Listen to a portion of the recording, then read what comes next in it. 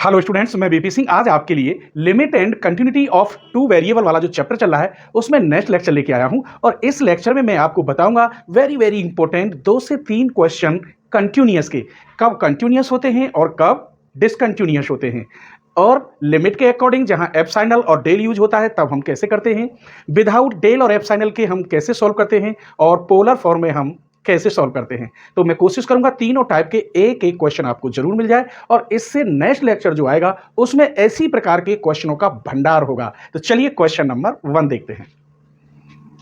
Question number 1, let f x y equal x sine 1/y। कब? जब x Y बराबर नहीं है 0 0 के, और इसकी वैल्यू 0 है जब एक्स वाई इक्वल 0 0। ये करना है हमें कंटिन्यूअस। किस पर? एट 0,0। इस क्वेश्चन को मैं एप्सिलॉन और डेल के अकॉर्डिंग बताऊंगा। चलिए पहले मैं आपको छोटी सी डेफिनेशन लिखता हूं कि वो कंटिन्यूअस कब होता है एप्सिलॉन और डेल के according. Let for any, note लिखे देता हूं मैं, पहले सॉल्व बाद में कराऊंगा। Let for any given epsilon positive और डेल इज आल्सो पॉजिटिव, तब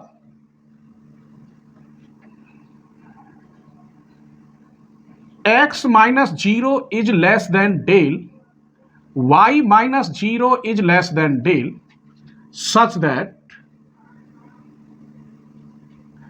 एफ एक्स वाई माइनस, अगर 0 रखेंगे यहां 0 0 ये वैल्यू, तो यहां लिखेंगे F 0 0 is less than epsilon होना चाहिए, और उस एप्सिलॉन और डेल में रिलेशन बनना चाहिए।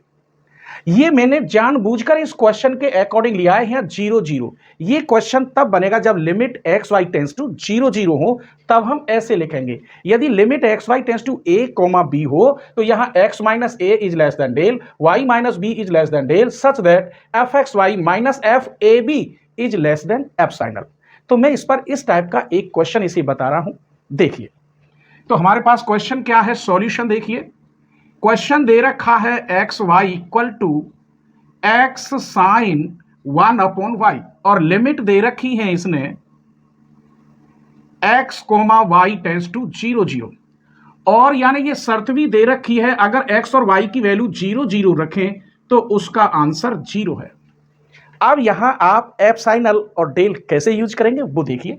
आप मानेंगे let for any given epsilon positive, del is also positive, तब ये जो लिमिट रखी है इस क्वेश्चन में, तो x माइनस 0 इसको इसमें से घटाएंगे लेस देन डेल, इसको इसमें से माइनस करेंगे y minus 0 is less than del, तब क्या होना चाहिए, सच दैट ये जो क्वेश्चन है एफ एक्स वाई, इसमें से इसे माइनस करूं तो ये किसके लेस देन बनना चाहिए, एप्सिलॉन के, ये आना चाहिए। तब मैं इस एप्सिलॉन और डेल में रिलेशन देखूंगा। यदि कोई सिंपल रिलेशन आता है तो वास्तव में फंक्शन कंटिन्यूअस है, अगर डज नॉट एग्जिस्ट जैसी कहानी आ जाती है तो डिसकंटिन्यूअस है। हालांकि सभी क्वेश्चन अगर एप्सिलॉन और डेल से आप करेंगे तो लगभग सभी क्वेश्चन कंटिन्यूअस के होते हैं। चलिए, दिस इंप्लाइज, अब क्वेश्चन एफ एक्स वाई की जगह पर क्या है, एक्स साइन 1/y, इसकी वैल्यू कितनी है 0, इज लेस देन, इसको लेके आएंगे। यहां बचा केवल x साइन 1/y, इसे खोल दीजिए तो ये इस टाइप का बन जाएगा। ये आप जानते होंगे कॉम्प्लेक्स में a प्लस बी का whole square is less than and equal mod a square plus twice mod a b plus mod b square. ये फॉर्मूला पता होगा आपको, क्लियर? इसी के अकॉर्डिंग ये खोला है। एक बात भी आप जानते होंगे, साइन थीटा का mod is less than and equal 1, इसका मतलब इसकी वैल्यू कितनी हुई, 1 हुई, तो less than and equal x into 1।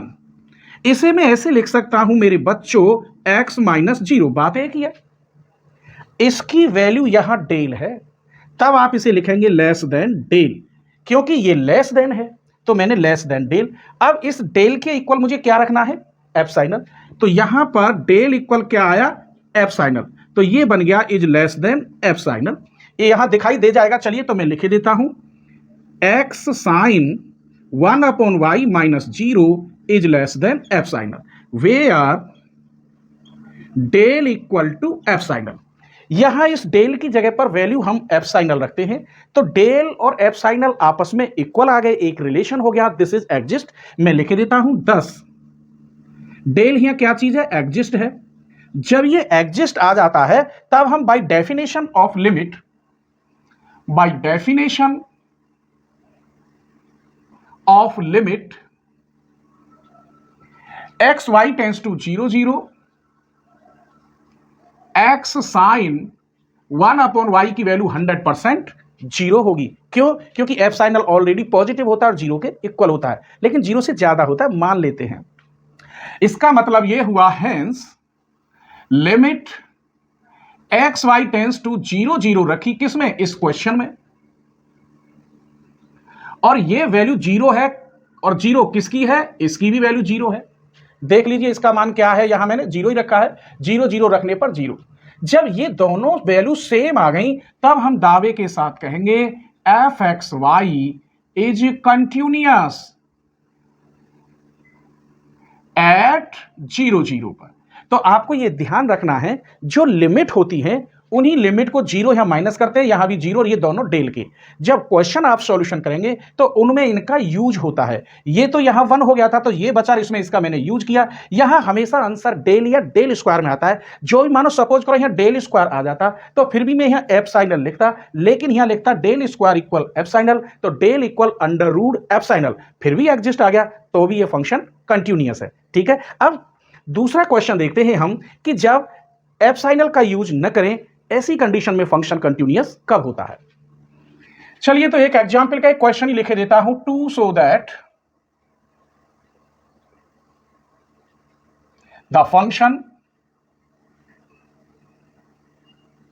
F such that R square tends to R and define as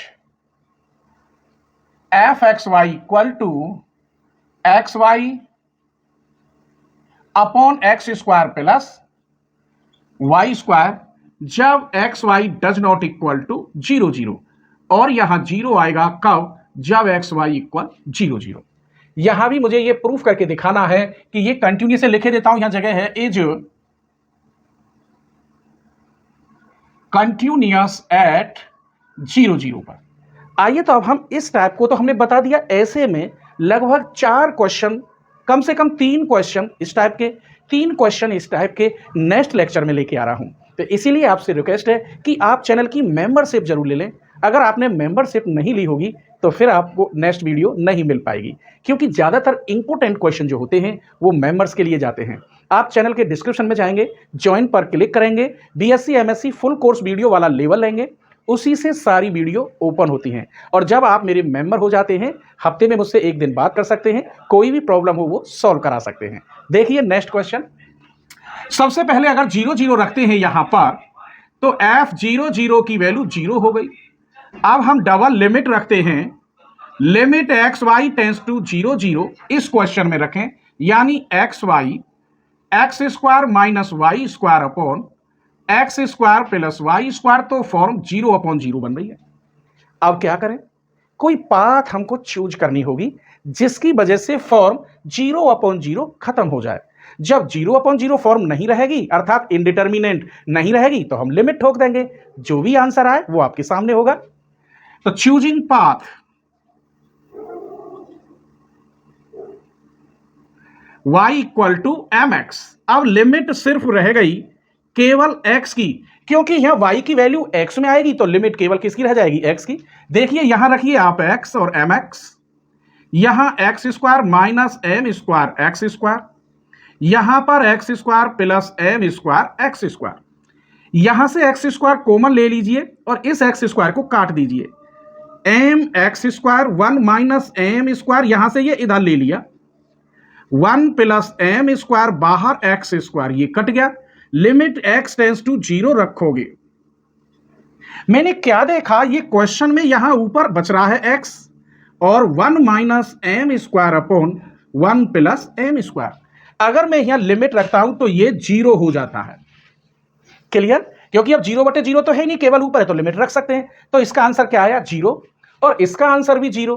जब ये दोनों सेम आ जाते हैं तो वो फंक्शन कंटिन्यूअस होता है।